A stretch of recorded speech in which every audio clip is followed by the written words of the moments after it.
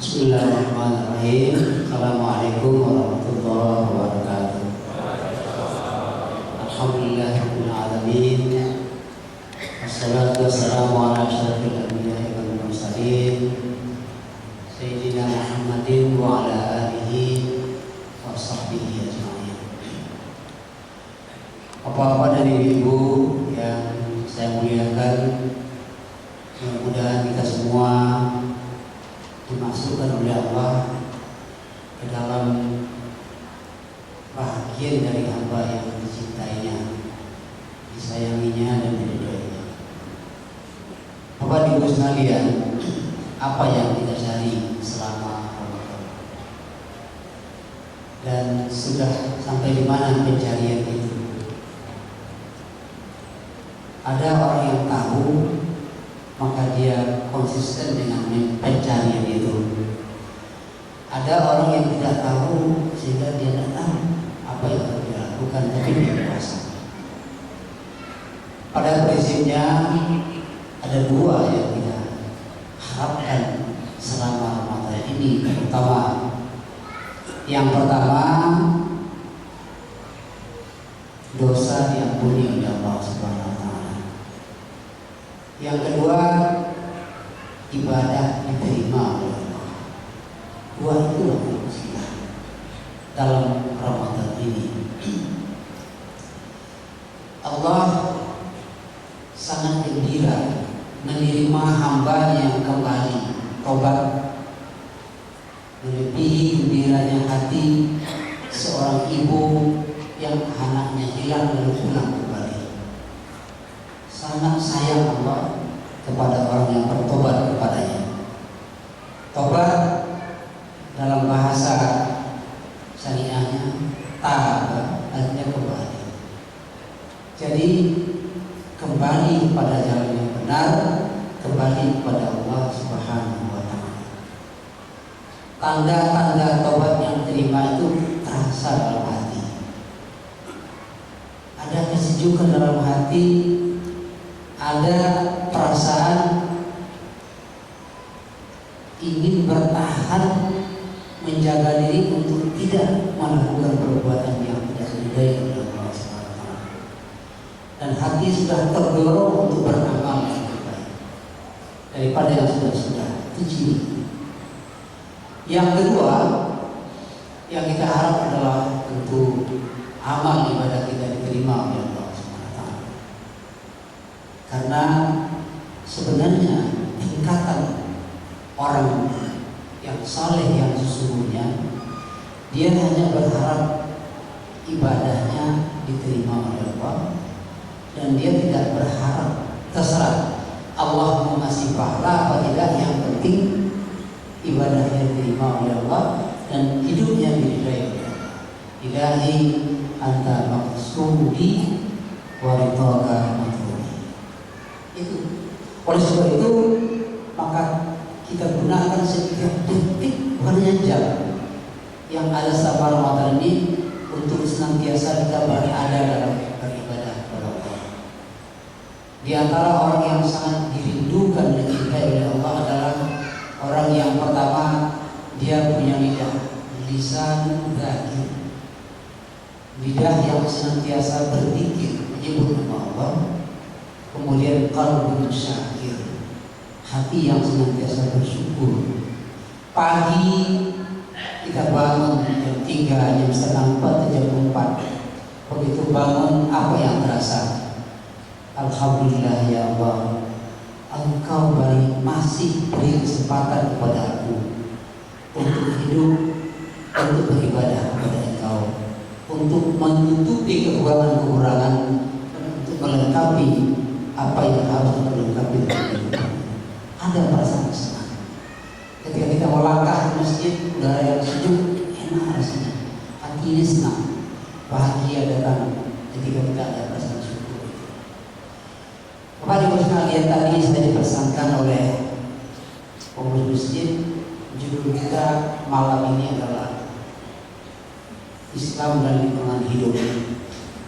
Ini menjadi ketinggian untuk saya, makanya saya berpikir, apa dengan sekalian, dalam Surat Al-Baqarah ayat 30 yang mengatakan A'udzubillahi minasyaitonir rajim wa idz qala rabbuka lil malaikati inni ja'ilun fil ardi khalifah. Allah ciptakan di bumi ini khalifah. Manusia tapi fungsinya sebagai khalifah. Apa artinya manusia sebagai khalifah? Beda dengan manusia sebagai bashar. Manusia sebagai khalifah adalah manusia yang punya sifat tumbuh, berkembang, dikami, selalu berkembang, selalu berkreasi, selalu melakukan hal-hal yang terbaik, lalu dia menciptakan peradaban. Itu manusia namanya khalifah, mewakili Allah di muka bumi. Di antara yang diwakilinya adalah Allah itu Khalik, pencipta, manusia khalifah, manusia yang selalu menghasilkan sesuatu yang positif untuk bumi. Itu manusia khalifah. Jadi bukan hanya bashar. Bashar itu adalah manusia dalam arti being, ada manusia. Jadi oleh sebab itu Pak sekalian, bumi ini diamanahkan oleh Allah kepada manusia yang sifatnya sebagai makhluk hamba yang mewakili Allah mengurus. Ingat sekali lagi, mengurus bumi, bukan menguras bumi. Ini inti fungsi. Ketika itu sudah diserahkan, diciptakan manusia, diperingat oleh Allah dalam surah Al-Qasas, wa bataghi fima ataka Allah daral akhirah wa la tansa nasibaka minad dunya wa ahsin kama ahsana Allah ilaik wa la tabghil fasad fil ard innallaha la yuhibbul mufsidin. Setelah manusia sampai ke bumi, diciptakan semua, ternyata ciptaan Allah yang ada di bumi dan di angkasa ini dan di jagat raya ini semuanya diciptakan untuk manusia yang disebutnya sebagai khalifah. Apa? Wa ja'ala lakum fil ardi. Dalam ayat lain disebutkan inni ja'ilun fil ardi khalifah, dan yang lain katakan wa khalaqakum ma fil ardi jami'an. Semua yang ada di bumi ini itu untuk manusia. Ingat, manusia itu bukan hanya kita sekarang saja, tapi juga manusia sesudah kita. Oleh sebab itu, kalau untuk manusia secara keseluruhan dikaitkan dengan fungsi kekhalifahan tadi, maka ingat ayat dari surah Al-Qasas, la tabghil fasad fil ardh. Carilah kehidupan dunia, gunakanlah nikmat Allah yang di dunia ini, tetapi ingat, la tabghil fasad fil ardh, jangan lakukan kerusakan di bumi, tetapi berbuat baik. Seperti apa kita berbuat baik di bumi ini? Wa ahsin kama ahsanallahu ilaik. Berbuat baik seperti Allah berbuat baik. Kapan? Tiada henti, tiada masa. Kapan saja lakukan perbuatan baik itu dengan menggunakan apa yang disebut tadi nikmat Allah. Bapak Ibu sekalian, jangan lakukan kerusakan. La tufsidu fil ardi ba'da islahiha. Jangan kalian lakukan kerusakan di bumi sesudah bumi itu aku ciptakan begitu sistematisnya. Antara satu spesies dengan spesies lain saling berhubungan, merupakan satu sistem.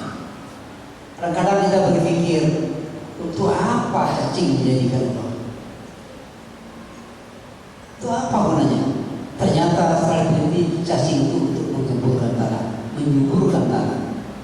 Tetapi kalau terlalu banyak cacing, tanah terlalu gembur, terlalu lembek, semua bisa menjadi karat.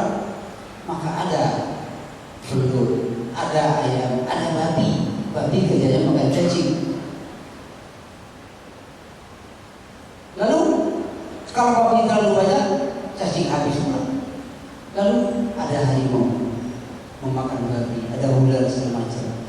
Harimau tidak boleh terlalu banyak, saja jarang. Anaknya tidak banyak harimau. Itu namanya lingkungan. Nah kalau itu lingkungan itu apa? Lingkungan hidup artinya adalah segala hal yang berada di sekitar manusia. Itu lingkungan hidup.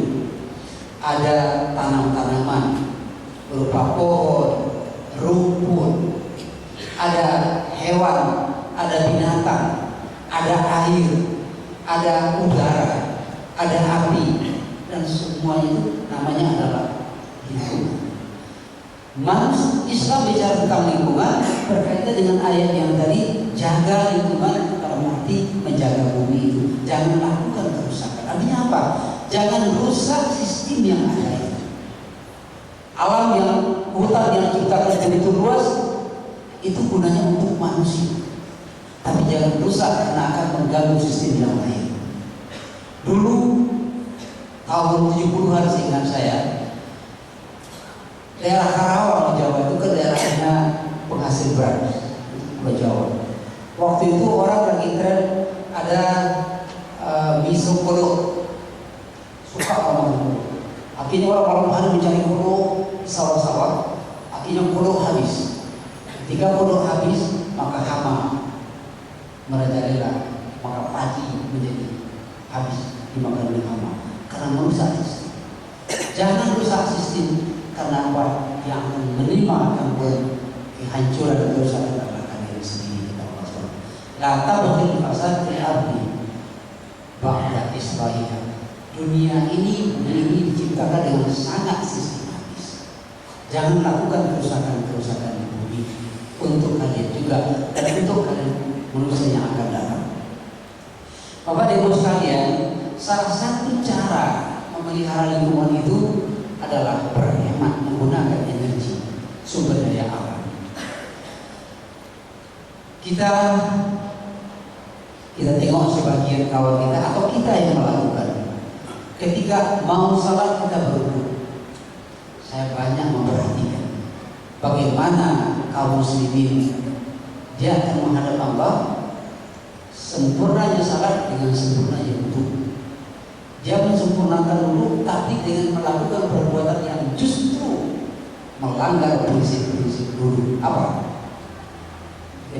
Dapat wudu kita tengok dibuka keran lebar-lebar, sehingga air mau muncul dengan keras melebihi dari kebutuhan kita.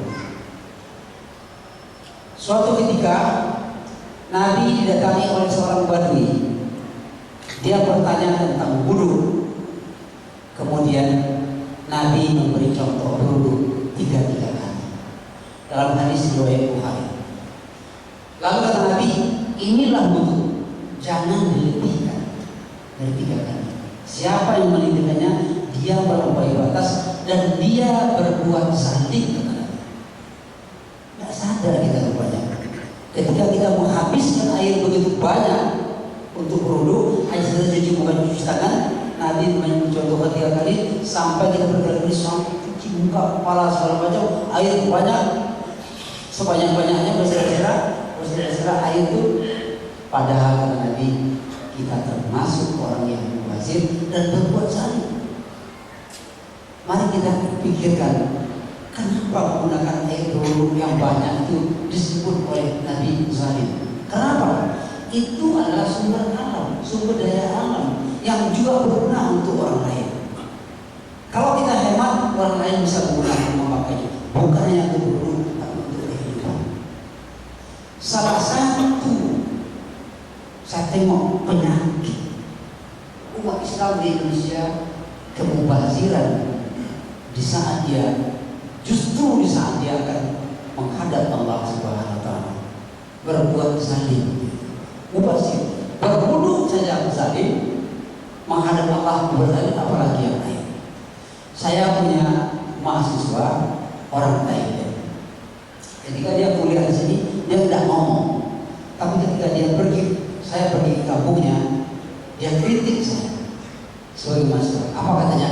Pak, kenapa orang Indonesia itu suka mubazir? Saya kaget, kenapa Anda katakan demikian? Saya tinggal di asrama.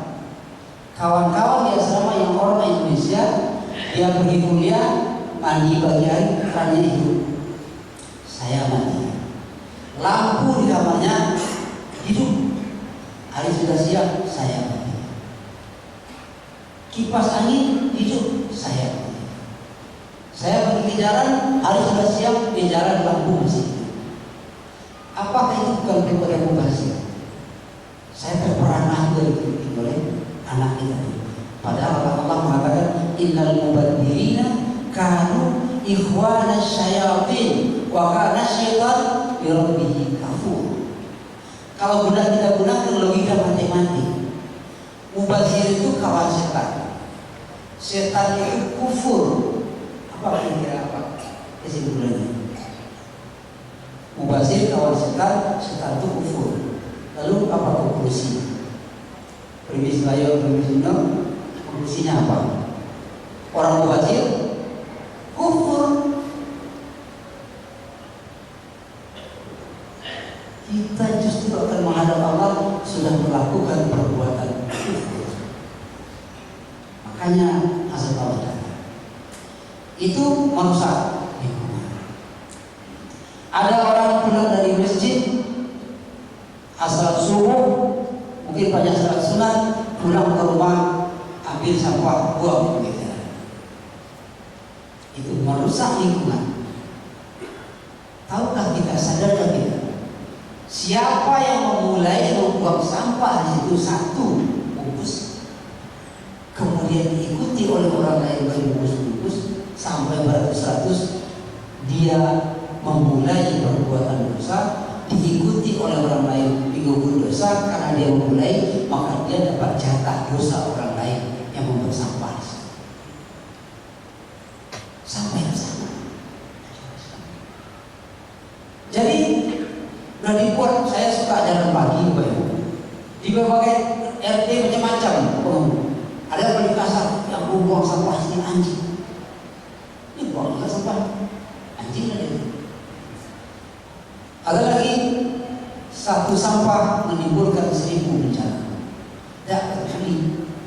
Ada lagi siapa buang sampah di sini akan diarah keliling kampung. Tapi tidak pernah ada keliling kampung nangkap. Ini diawasi oleh CCTV. Jadi kalau CCTV tidak ada bohong juga di situ.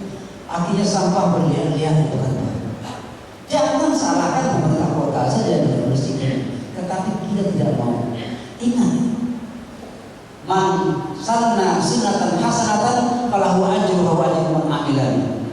Seorang yang memulai perbuatan baik kemudian diikuti oleh orang lain berbuat baik, dia akan mendapat pahala sebagaimana orang lain berpahala. Jadi bertubi-tubi padanya. Sebaliknya, siapa yang memulai mencontoh perbuatan buruk diikuti oleh orang lain perbuatan buruk, dia dapat jatah perbuatan buruk.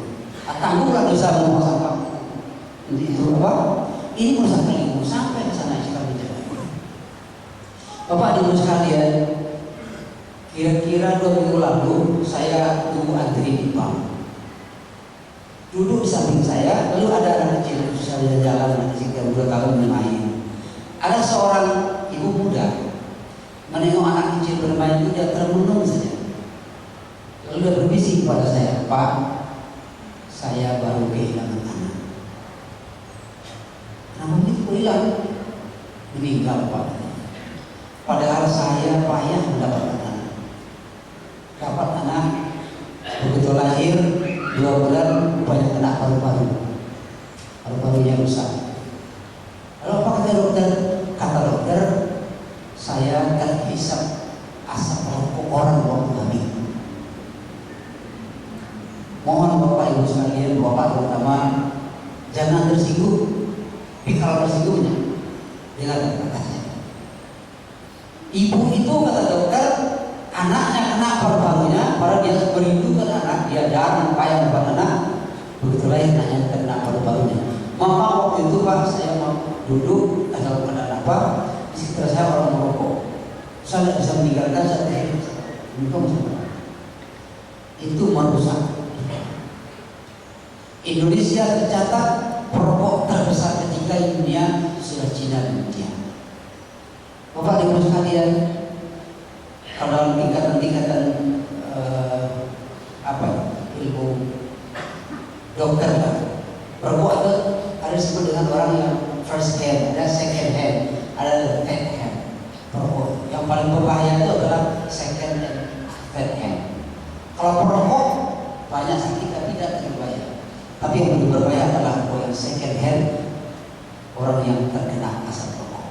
Lebih berbahaya lagi adalah third hand, itu anak-anak rokok yang tinggal di bantar, yang tinggal di kursi, itu dihirup oleh anak-anak kemudian itu berbahaya.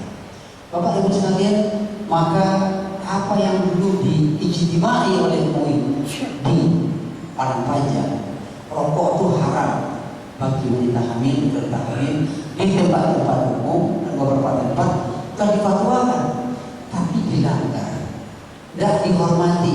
Ada yang mengatakan, MUI kok aduh macam-macam sebagainya merokok. Padahal kita malu dengan bangsa ini. Coba kalau Ibu tengok di televisi di luar negeri, hanya Indonesia yang mengiklankan rokok. Iklannya membodoh-bodohi lagi. Tahu bodohi? Iklan rokok itu orang hebat-hebat, orang mountaineering, orang wall climbing, orang hebat-hebat semua. Itu pembodohan. Anak-anak itu bahwa ini rokok di tingkat sekarang sampai tidak membahayakan lingkungan seperti ini, udara. Saya sama ulama sudah sampai ke tingkat hak. Kalau ternyata sudah menimbulkan bahaya kepada orang lain, itu sudah ternyata. Bapak Ibu sekalian, Islam sangat peduli pada lingkungan itu, memelihara tanam-tanaman. Dalam keadaan perang saja, Nabi melarang kita merusak tanam-tanaman dalam keadaan perang.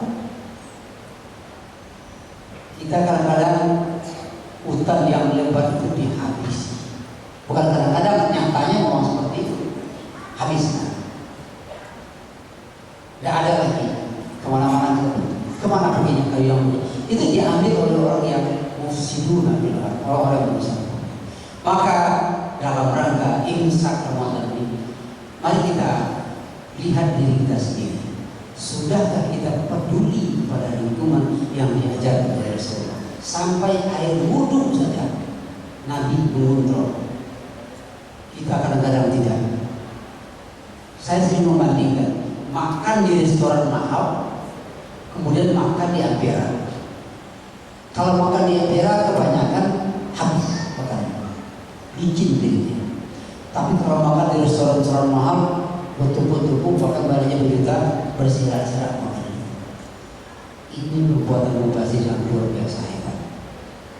Kalau kita tengok negeri orang tidak seperti itu, sementara tidak Islam. Bapak Ibu sekalian, inilah antara lain yang membuat ada 3 orang profesor Muslim dari George Washington University melakukan penelitian. Dia teliti beberapa ayat Al-Quran berkaitan dengan ciri-ciri masyarakat Islam. Dia teliti hadis Al-Quran lalu disimpulkan beberapa item tentang ciri-ciri masyarakat Islam. Lalu dia jalan keliling dunia sebanyak 88 negara. Apa hasilnya? Hasilnya sangat mengagetkan. Ternyata masyarakat yang Islami sesuai dengan kriteria yang sesungguhnya itu dijumpai lebih banyak di negara yang bukan orang Islam. Di New Zealand, di Belanda, di Denmark. Kita melihat negara yang paling tinggi tingkat keislamannya misalnya di Saudi. Saudi ranking 98. Indonesia 100 sekian. Di atas 100 rata-rata. Cuma ada satu yang menggembirakan. Di bawah ranking 40, yaitu Malaysia. Malaysia ranking 33. Masih terobat perasaan kita karena ada negeri Melayu yang masih begini. Artinya apa? Ternyata orang Islam belum tentu Islami. Perhatian.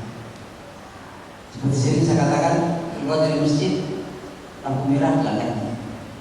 Masuk ke masjid, mengejar salat berjamaah, dia terlambat, sandal orang, sepatu orang bersih-bersih diinjak-injak. Dia sudah ingin berjumpa dengan Allah, tapi dia sakiti makhluk Allah sama manusia yang lain. Ini salah dalam pemahaman beragama. Bapak Ibu sekalian, makanya beragama ini tidak cukup dengan menegakkan syariat, tidak cukup dengan menunaikan syariat, tetapi tegakkanlah hakikat. Agama tidak dilihat dari pakaian, tidak dilihat dari penampilan. Agama itu muncul dari akhlak. Makanya Nabi diutus bukan menyuruh orang salat, bukan menyuruh orang puasa. Tugas Nabi litammima makarimat akhlak. Syarat puasa haji itu adalah riyadhah, adalah jalan untuk mengantarkan kita menjadi akhlak yang karimah. Itu tidak berhenti dari salat.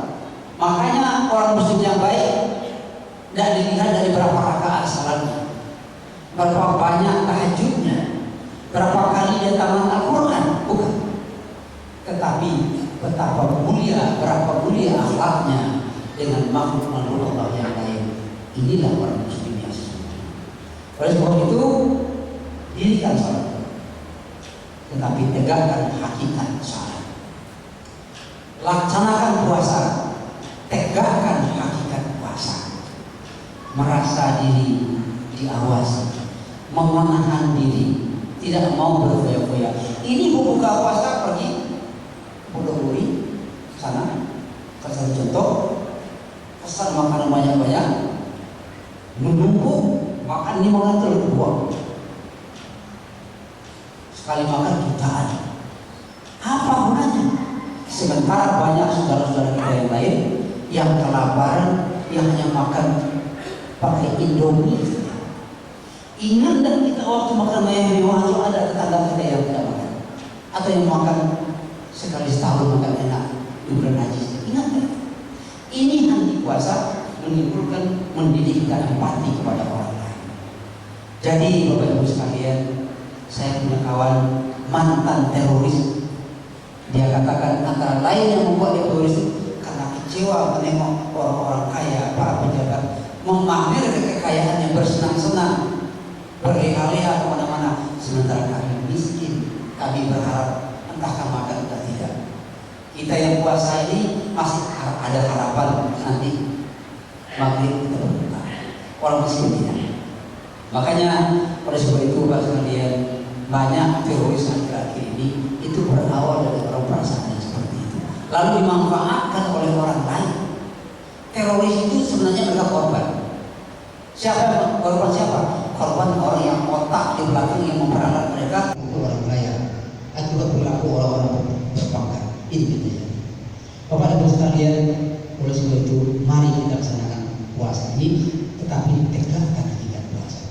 Puasa kita insya Allah berapa hari lagi? 10 hari lagi. Mudah-mudahan kita sehat walafiat dan kita diberi oleh Allah kesadaran untuk menangkap hakikat puasa ini, sehingga habis puasa kita menjadi orang yang santun, menjadi orang yang sabar. Duit boleh banyak, harta boleh banyak, tetapi tampillah dengan sederhana sehingga orang lain pun tidak tersakiti. Bagilah harta itu, infakkanlah, sedekahkanlah, supaya orang yang tidak mampu juga merasa terbantu. Siapa yang menolong hamba Allah, Allah akan tolong di dunia sampai akhir kelak. Bapak Ibu sekalian, sekali demikian yang dapat saya sampaikan. Mudah-mudahan sekedar tadkirah, peringatan untuk sesama kita. Mudah-mudahan kita semakin tua kita semakin jadi orang baik. Kalau orang tua sudah baik, yakinlah yang muda-muda pasti baik. Anak muda jahat, nakal, bahkan kurang ajar karena ditengoknya orang tua banyak yang kurang ajar. Oleh sebab itu, mari kita tampilkan diri kita, khawatir kepada anak cucu kita kemudian mereka lemah iman, lemah segala-galanya karena kita membuat mereka seperti itu. Assalamualaikum warahmatullahi wabarakatuh.